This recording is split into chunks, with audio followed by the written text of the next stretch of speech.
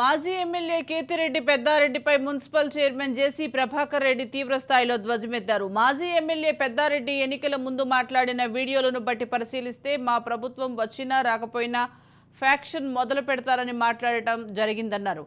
గత 5 సంవత్సరాల్లో పోలీసులు చాలా తప్పులు చేశారు. తాడిపత్రిలో ఇప్పటి నుంచి అన్ని పండుగలు జరుపుతామని, పోలీసులకు సమాచారం అందిస్తామని, పర్మిషన్ తీసుకోమని మున్సిపల్ చైర్మన్ జేసీ ప్రభాకర్ రెడ్డి తెగేసి చెప్పారు. Transport commissioner Seetharamanjaneyulu, RTO Prasadarao, అప్పటి రవాణా శాఖ మంత్రి కేశినేని నానిలపై ఫిర్యాదు చేస్తామని జేసీ ప్రభాకర్ రెడ్డి అన్నారు.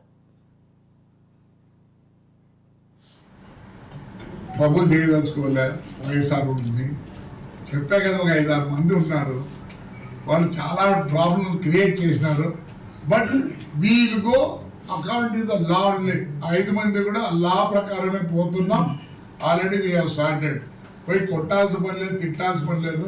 కాదే కాంగ్రెస్ పోతారు అందరు, బీఆర్ఎస్లో గెలిచి ఎంపీలు పోతారు. ఇంకొక ఆయన అయితే గెలిచి ఇంకా పాలాన్ని ఏమంటారు పోకముందు అప్పుడు కాంగ్రెస్ టికెట్ ఎంపీగా నిలబడ్డాడు. అవన్నీ ఏదో పాప వీళ్ళు పిల్లో లేదో మోతులో పోయి ఉంటారు, వాళ్ళు ఏమనదలుచుకోలే. కానీ ఎవరిని చేర్చుకుంటే నాకు ప్రాబ్లం. వచ్చినప్పుడు నాకు అంతే ఇచ్చే అంటాడు. అంతేకాని వాళ్ళు మేము ఇలా కూడా అన్నాం.